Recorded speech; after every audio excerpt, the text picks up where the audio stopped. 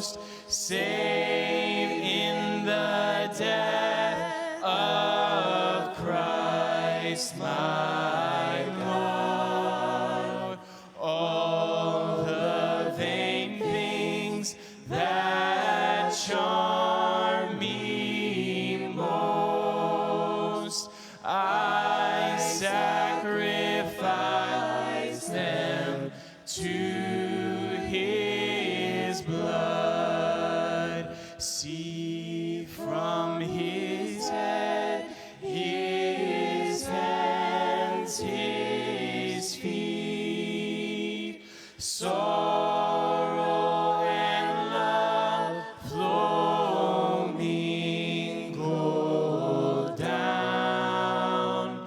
Did such love and sorrow meet, or thorns compose so rich a crown, were the whole realm of nature mine, that were a present far too small. Love so amazing, so divine, demands my soul, my life, my all. Bless the Lord, O my soul, O my soul. Worship his holy name. Sing like never before, O my soul. I worship your holy name. The sun comes up, it's a new day dawning. It's time to sing your song again. Whatever may pass and whatever lies before me, let me be singing when the evening comes. Bless the Lord, O my soul, O my soul. Worship his holy name. Sing like never before, O my soul. I worship your holy name. You're rich in love and you're slow to anger. Your name is great and your heart is kind. For all your goodness I will keep on singing. 10,000 reasons for my heart to find.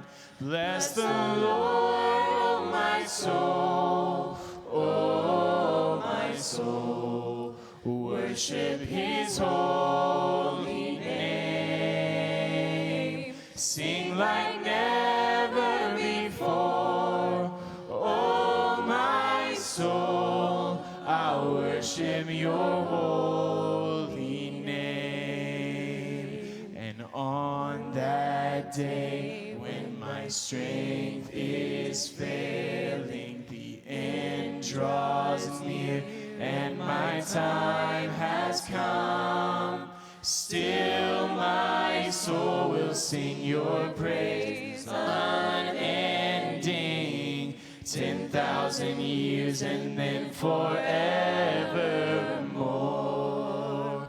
Bless the Lord, O my soul, O my soul. Worship his holy name. Sing like never before, O my soul. I worship your holy name. worship your holy name. I worship your holy name. You can be seated.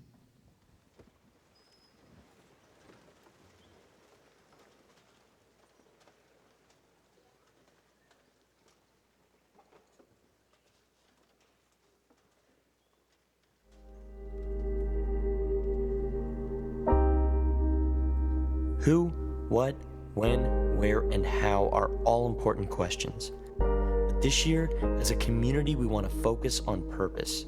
We want to become people of vision. And we believe that to do this, we have to start asking why. It is the why that fuels us and ignites us with passion.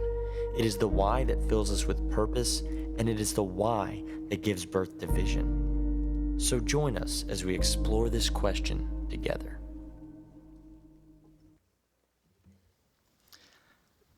As many of you guys may remember from last semester, we jumped into this question of why. And since this is the first time this semester, I kind of wanted to reframe our purpose behind pursuing this question together.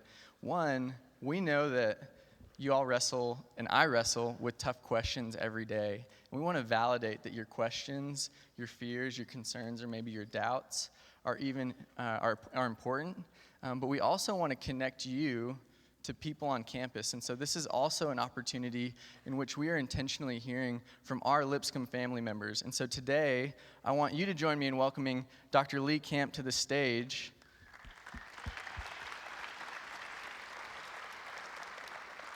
Lee, many of you may know from class. You may know him from tokens and other things that he's involved in.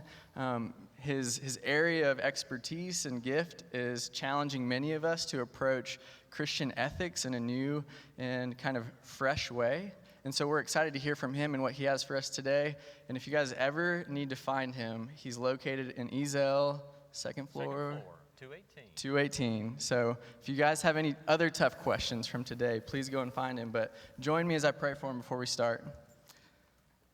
God, thank you so much for this space, and thank you for our students. God, we thank you for the freedom that we have to wrestle in community with tough questions. We thank you for the diversity that we have in our understanding of truth and grace and life and salvation, even in the context of Scripture. And Lord, would you help us as a community come together under the umbrella of Jesus to passionately pursue truth, to pursue honesty and vulnerability, true intimacy and community as we seek to serve and honor you. God, would you bless Lee as he shares with us, and would you prepare our hearts to receive your words today? We love you. It's in your name we pray. Amen. Amen. Thanks. Good morning, Lipscomb University. Good to be with you this morning. I'm grateful to be here on Valentine's Day, though I'm not going to talk about Valentine's Day. Grateful to be here on Pledge Week. I see some of our fine pledges over here, various places. Remembering my own days of pledging, and also at least remembering roughly the rule that you have to do what a professor tells you to obey the professor. I'm going to tell all the pledges. If you need to sleep, you can sleep next 20 minutes, all right? So you go right at it if you need to. I want to tell you a story. I love the question about why, and I love questions about purpose. I want to tell you a story about a man named Albert Speer. Albert Speer was an architect. He was one of the finest architects of the 20th century. He was, in middle age, he was designing fantastic, beautiful projects like the one you see there. He was highly accomplished, highly regarded. Very, very fine success story as an architect. He was given vast budgets. He was allowed to do the design work of one of the greatest cities in Europe, and he did so well over and over again in all of the work that he did. Not only was he a success as an architect, he was a success apparently as a family man. He had I don't remember 5, 6 kids or so. By all accounts, he loved his family, was a good family man, was faithful to his wife, loved his kids, showed up at home, cared for his kids, and loved them. He was in all regard a fine, moral, middle-class man who was not only good at work, he was good at home. He was, at the same time also, he was, had one aspect of his life, however, that was troubling. He wasn't just anybody's architect. He was Hitler's architect. As Hitler's architect, some people suggest that as he became Minister of Armaments, he was responsible for expanding the length of the war by many months, thus responsible for the lives and deaths of many more tens of thousands of people. So what begins to happen, of course, is he finds himself charged with war crimes after the war. One of the things that's fascinating about his story, as a couple of theologians writing a story about Speer say, is that he becomes this fascinating test case for self-deception. That is, how is it possible for us to delude ourselves? I mean, I can lie to myself, but I'll know I'm lying to myself, right? It doesn't matter how long I say, Camp, you're a great basketball player. No, I know I'm not. It's a lie. So how can we delude ourselves? And they suggest, in looking at the case of Speer, that one of the things that happens with Speer is that, see, at work, one of the things that he would do is that he would not do interoffice politics. He wouldn't talk about people, but more than that, he wouldn't even talk about politics in the world at large. Here he is in the middle of World War II, serving under the Nazis, but he won't talk about politics. He doesn't go to Dachau. He doesn't go to Nuremberg. And there's this troubling story where at one point one of his friends comes to him and he says to him, whatever you do, Speer, don't go to Auschwitz. Not only did Speer not go to Auschwitz, he did not even ask his friend, why are you telling me not to go to Auschwitz? And so these theologians suggest, here's a good definition of self-delusion. Self-delusion requires, listen to this, a policy of a refusal to give an account for a substantive part of one's life. To be self-deluded, I have to make a policy of I'm not going to talk about that. I'm just going to do what I'm good at over here. This is precisely what Speer did. I'm not going to talk about politics. I'm not going to talk about social problems. I'm not going to talk about social policy. I'm not even going to talk about politics in the office. I'm going to do my work, and I'm going to do it really well. But here's a second fascinating thing about the Speer story, and that is this. When he finds himself after the Nuremberg trial, he's found guilty, and he's sent off to prison. And as he's in prison, he writes an autobiography, and he asks himself the question, why did I get myself in this situation? How is it that I, a good moral, middle-class guy, who's really good at his job, who loved his family, find myself in prison for war crimes? How did I get myself in this place? And he comes to the point at which he realizes what his great moral failing was. His great moral failing, he said, I wanted above all to be a good architect. This is shocking. There's nothing wrong with being a good architect, but it points us to this, that there's a deeply troubling possibility that if we don't ask the why of our lives, we can get ourselves in a horrific mess of a situation. In other words, it's what the philosophers and the theologians call that Speer had an insufficient master narrative. We all have various roles, right? I'm a teacher, I'm a dad, Sunday school class teacher, have my various hobbies. But what's the master narrative under which all of that stuff must be subordinated, must all be rightly ordered? What's the master narrative? And for Speer, his master narrative was, I want to be a good architect, and it led him down a horrific, appalling path. Here's what I want to ask you to do very quickly this morning. One, I want to give you space to think for yourself about how honest you are being with yourself about the why of your own life. And then secondly, I want to ask you to ask yourself, am I living according to a big enough story? Or is it a small, paltry story, all things considered? Now, as you ask yourself this last question, am I living according to a big enough story, there's going to be a variety of competing narratives that we all are going to have to deal with. Take, for example, first, the narrative of self-actualization. Now, I'm going to confess something that some of my colleagues from my own department are sitting over here, and I assure you I'm never going to hear the end of the dirty little secret I'm about to confess. And that is this, that as a theologian, I like reading business success books. I like reading Tim Ferriss. I like reading the 4-Hour Work Week, and I like reading his 4-Hour Body, and I like reading his 4-Hour Chef, and I like reading his Tools of Titans. Now listen, there's a lot of garbage in a lot of business success books. Don't doubt that. But here's what I like about them. What I like about them is that they challenge us to take our lives seriously. They challenge us to take seriously that human life is fascinating and amazing. They challenge us to take seriously that we all have brains right here that are goal-setting apparatuses, and that if we properly feed them, incentivize them, and set things up, you can begin to do things you never imagined possible if you'll set goals, get up, do the steps toward the goal, and get up and do it again the next day, and before you know it, you're doing impossible stuff. I like that they challenge us in that way. I like that they challenge us to go out and live a big life. Don't live a paltry, petty life. Live a fun life. Live a big life. Live a good life. They tell us to face your virtues. If you've got stuff that's setting you down, keeping you back, face it, deal with it, move on. Life's short. I like, for example, that they teach us about intellectual virtue. For the first time in my life, I'm seriously reading stuff in cosmology. And I cannot get my brain, it is amazing. You start trying to understand Einstein's special relativity theory and his general relativity theory and the kind of ways in which time dilates and length contracts and all that kind of stuff at the speed of light. It's amazing stuff. And what they're challenging us to do in self-actualization myth is take your intellect seriously. Don't be stupid. Don't waste your life sticking your face in a device. Explore, learn, challenge yourself, and take your brain seriously. I like, moreover, that they teach us to take our bodies seriously. Look, do stuff that's hard.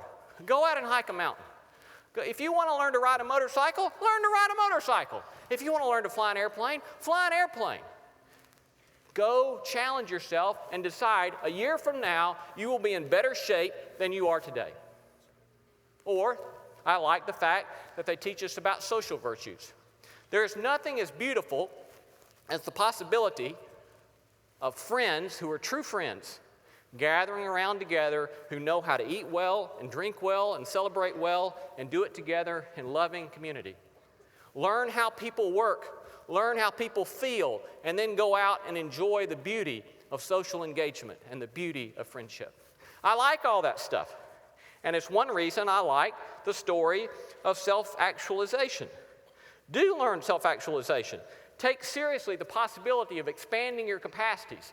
Take yourself seriously enough not to waste your life. Take yourself seriously enough to push yourself hard to make yourself a better version of yourself next week, next year than you are today. And if the narrow-minded preachers start looking down their nose at self-actualization, I tell you, just chuckle at them and go on your way becoming a better you. Now, however, if self-actualization is our master narrative, woe be unto us. Not because on its own self-actualization is a bad narrative. Not because self-actualization at its best is untrue, but because self-actualization is way too small. And listen, any partial truth taken as the whole truth becomes a lie, and a deadly one. This is why, for example, that Aristotle insisted that along with virtues like courage, along with virtues like temperance, that if we don't also practice the virtue of justice, then we will be failures as human beings. Because, he says, we are social beings. And if we just focus upon the development of our own capacities without paying attention to the community around us, we're failures as human beings. Moses in his own way, the prophet Amos in his own way, Jesus in his own way, they say the same thing. That if we just focus upon ourselves and don't love our neighbor, we just focus on ourselves and don't pay attention to justice, we just focus upon ourselves and don't pay attention to the mechanisms of power in the community, we're failing as human beings. Community, social justice, politics, human history, all of these things matter. But there's a danger. The danger lies, and I hope you'll listen to me carefully for just the next couple minutes. The danger lies in giving divine status, inappropriate authority, Messiah-like hope to the communities in which we find ourselves.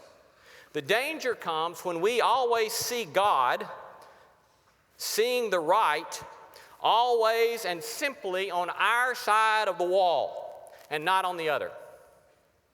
Or maybe even worse, thinking that might makes right and concluding that God is on the side of the mighty.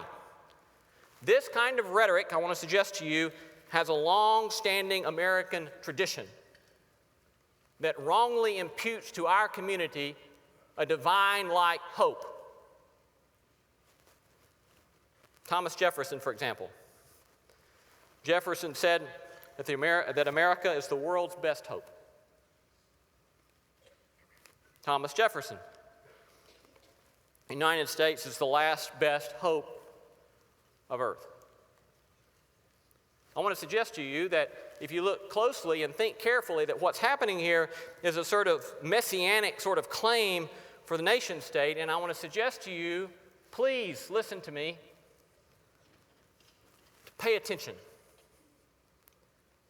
Pay attention. Don't be an Albert Speer. Pay attention to what is going on. When we are called to give total allegiance to our nation, this is a move beyond love of neighbor. This is the move to idolatry. Lincoln and Jefferson and the nationalists of our day are not wrong to tell us to love our neighbor. They're not wrong to tell us to love justice and freedom. They are simply wrong to assume that our people are preferred over other people. Wrong to assume that the American drama is synonymous with the drama of God's redemption of human history. They're wrong to assume a godlike divinization of our country that has no right to claim total allegiance from anybody. Now, this is not a particularly American sin. When Albert Speer was serving as Hitler's architect, Nazi soldiers were claiming Gott mit uns. That is, their belt buckles read, God with us. The idolatrous exaltation of land and people and soil is an appalling corporate sin with a bloody long history. Don't be deceived, my friends. This is serious business. It's serious business. If you remember from Sunday school class the story about Nebuchadnezzar, Shadrach, Meshach, and Abednego, you know what that story is about? The story is about the playing of the national anthem. And they all are called together by Nebuchadnezzar, and he says, this is the way we do the national anthem. Everybody's standing, they start standing. And then when the music starts playing, they get down on their knees, and they bow down. And so they're in the middle of the national anthem playing, and they look over and they see these three dumb Jews standing up. And they go, what the heck are you doing? Colin Kaepernick knew no fury like they knew, because the fury they got was the fiery furnace. What happens in the story of love of neighbor and love of community, which are right and true and good, is that when left to itself, when divinized, when absolutized, the nationalist narrative becomes too small, untrue, and highly dangerous. Now, of course, many, being on a Christian college campus, at this point will rush in and say, well, wait a second. We've got the good narrative. We've got the good big narrative. We'll rush in with a religion card. Need a good master narrative? Well, religion's got it. In spite of the fact that I make a living talking about religion and theology, I want to tell you, just like the other two, the religion card is a dangerous one as well. Because in the same way that some make idols of themselves and others make idols of the nation state, others make idols of their interpretation of the divine will. And a fast-talking religious idolater can make a convert twice the child of hell, to quote Jesus. These days, I think of myself, one of the ways I think of myself is something like a recovering shame addict. The preaching in my childhood church employed shame and guilt and fear of a legalistic, taboo, touting, ticked-off God. And there comes a time when we grow up that we've got to make decisions about whether or not the religious doctrines upon which we were nurtured serve freedom and liberty and love, or whether they serve bondage and fear and self-hatred. There comes a time in which we've got to decide whether the religion that we've been served up is itself an idol, even if it does say Jesus, that we've got to come to terms with. I love the story of Huck Finn. The moral climax of the story as they're going down the Mississippi River. You remember Huck Finn's run off with a runaway slave named Jim. They have all sorts of adventures together. All sorts of fascinating stuff happens. They love on each other, they rescue each other, they help each other, they become dearest of friends. But in the back of Huck Finn's mind, he knows he's going to go to hell. And he knows he's going to go to hell because the preachers have told him that if anybody helps a runaway slave, you're going to go to hell. And here's old Huck Finn going down the river trying to deal with the fact that he knows he's going to go to hell. So finally, far down the river, he decides one day he has to cleanse his soul from his sin. And so he pulls out a sheet of paper and he writes a letter to Miss Watson so he can tell her how she can recover her runaway slave. And he writes it and he says, I feel this wash of the forgiveness of sins just wash over me because I'd finally told the truth about running away with a runaway slave and telling her how she can get her slave back. And then he says, he sets the paper down feeling all good, and then he starts to thinking. He said, I got to thinking over our trip down the river, and I see Jim before me in the day and in the nighttime, moonlight, storms. We are floating along, talking, singing, laughing. I'd see him standing my watch on top of his'n instead of calling me so I could go on sleeping, and I see him how glad he was when I come back out of the fog, and when I come to him again in the swamp, how he'd always call me honey. Do everything he could think of for me, and how good he always was. And at last I remembered I saved him by telling the men we had smallpox aboard. And Jim was so grateful, and he said I was the best friend old Jim ever had in the world, and the only one he's got now. And then I happened to look around, and I saw that paper. Here was a closed place. I took it up, and I held it in my hand, and I was a-trembling. Because I'd got to decide forever betwixt two things, and I knowed it. And I studied a minute, sort of holding my breath, and then I says to myself, well, all right then, I'll go to hell. And I tore it up. It could be, too, then, that our religion is too small and deadly, too. Undoubtedly, there is as much bad religion as there is idolatrous love of country and idolatrous love of self. But none of this means that we are exempt still from finding a big enough, true enough story in which to join our lives and to give our lives. Consider this. The big true story of a God who comes among us, who learns the hard work of self-actualization and practicing the virtues. Can you imagine having the courage to stand before Pilate? Can you imagine having the courage to take the path to Golgotha? But he doesn't just focus on self-actualization and self-development, because the bigger, truer story also seeks first God's work in the world and its justice, teaching us to practice mercy, to welcome foreigners, to love enemies.